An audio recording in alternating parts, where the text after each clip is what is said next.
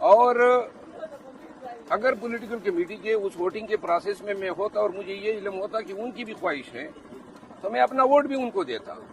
یہ تفریق، یہ عہدوں پہ ووٹنگ کرانا، یہ میرا خیال ہے کہ نفرتوں کو جنم دیتا ہے. اس وقت میں آج جو D G I S P R نے پریس کانفرنس کی ہے، اس کے بعد تو وہ ضرورت یہ ہے نا کہ ہم اتفاق سے خان صاحب کے کاسٹ کو لے کے آگے بڑھیں.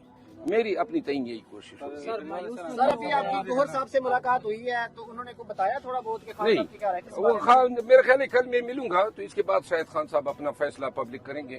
کیا وجہ آج آپ کو کیوں نہیں ملنے دیا گیا، کیوں نام آپ کا؟ میرا خیال ہے خان صاحب مجھ سے اگر کوئی بات کرنا چاہتے تھے تو ان سب کے سامنے نہیں کرنا چاہتے تھے، کیونکہ وہ آج کی ملاقات ایسی ہوتی ہے کہ جس میں تمام سنتے ہیں، اور کل کی ملاقات چونکہ عدالت میں ہوتی ہے تو وہ علیحدگی میں بات ہو سکتی ہے. مروز صاحب آپ کا جو خاصہ ہے وہ جلسے ہیں، کراؤڈ پولر ہیں، آپ لوگ آپ سے بہت محبت کرتے ہیں، تو جب آپ پی ایس سی کے چیئرمین فرض کریں بن بھی جاتے ہیں تو میرے خیال سے بڑی بھاری ذمہ داری اور ادھر سے آپ کا کٹ آف ہو جائے گا، کیا کہتے ہیں؟ نہیں کٹ آف، دیکھیں پی ایس سی کے چیئرمین کے لیے یہ میری کوئی نہ درخواست تھی، نہ خان صاحب کو کوئی خواہش کی تھی.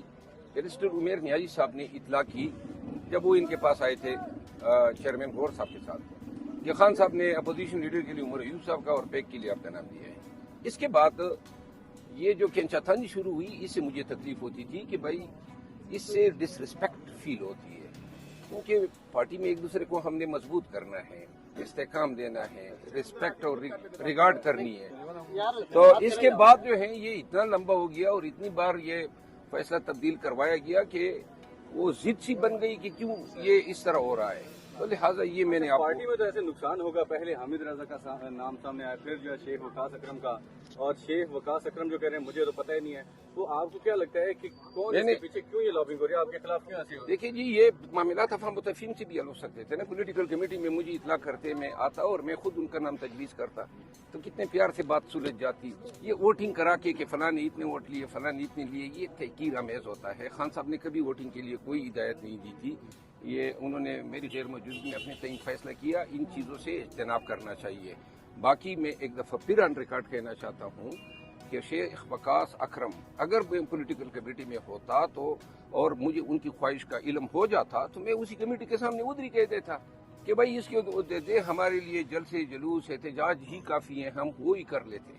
سر کل جب شبلی فراز صاحب سے سوال ہوا آپ کے حوالے سے تو انہوں نے کہا کہ جی عمران خان صاحب جیل کے اندر ہیں، ان کو حالات کا اندازہ نہیں ہے باہر کا، تو جو ہم اگر خان صاحب کے فیصلے کو ریورس بھی کیا تو ہم نے کمیٹی میں کیا، تو کیا خان صاحب کے فیصلے کو پولیٹیکل کمیٹی ریورس کر سکتی ہے؟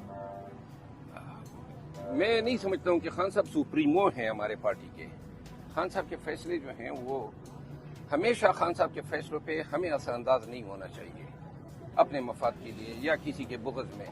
خان صاحب کے فیصلوں کا احترام کیا جانا چاہیے، چاہے کسی کے حق میں ہو. پہلے فیصلے ہوئے، ہم سب نے احترام کیا، کبھی کسی ایک فیصلے پہ ہم نے ڈسپیوٹ نہیں کیا. اور تمام قیادت سے میں اپیل ہوگی کہ ہم نے دیکھیں ایسی بدنیتیوں کے ساتھ چلنا بڑا دشوار ہوگا. ایک مٹھی بن کے رہنا ہوگا، ہم نے ایک دوسرے کو احترام دینا ہوگا. اس طریقے سے معاملات چلانا، ڈویژن کرنا، لیگ پولنگ کرنا، یہ میرے خیال میں پارٹی کے مفاد میں نہیں. گزشتہ روز کاشف عباسی صاحب کے ساتھ شیخ وقاص اکرم نے گفتگو کرتے ہوئے کہا کہ آپ کے بارے میں بڑے اچھے کلمات کہے. انہوں نے کہا کہ آپ میرے بڑے بھائی ہیں مروت صاحب، اور ساتھ میں انہوں نے یہ بھی کہا کہ مجھے تو پتہ ہی نہیں ہے کہ مجھے پبلک اکاؤنٹس کمیٹی کا جو چیئرمین ہے وہ نامزد کیا ہے، وہ تو لا علمی کا اظہار کر رہے ہیں. جس طرح ان کو علم نہیں تھا اس طرح مجھے بھی پتہ نہیں تھا کہ اس دن انہوں نے بلایا ہے اجلاس اور ووٹنگ ہونی ہے. تو لہٰذا اگر سر یہ فیصلہ تو ہونا بھی باقی ہے، اس سے پہلے کوئی ایسا فیصلہ ہے جو خان صاحب نے کوئی اور کیا اور باہر کچھ اور ہوا، تھوڑا سا ذرا حوالہ نہیں، میں دیکھیں اب مزید تنازعات کو میں ہوا نہیں دینا چاہتا ہوں. لیکن ہے صحیح ویسے اس طرح نہیں، میں مزید تنازعات کو ہوا نہیں دینا چاہتا ہوں. خان صاحب کی پارٹی ہے، خان صاحب کے فیصلوں کا احترام کیا جانا چاہیے. خان صاحب جس کو جو چیز دیتے ہیں، اگر یہ پبلک اکاؤنٹ کمیٹی شیخ وقاص صاحب کے نام پہ خان صاحب آمین کرتے ہیں، میں پہلا آدمی ہوں کہ میں اس فیصلے کے آگے سر تسلیم خم کرتا ہوں.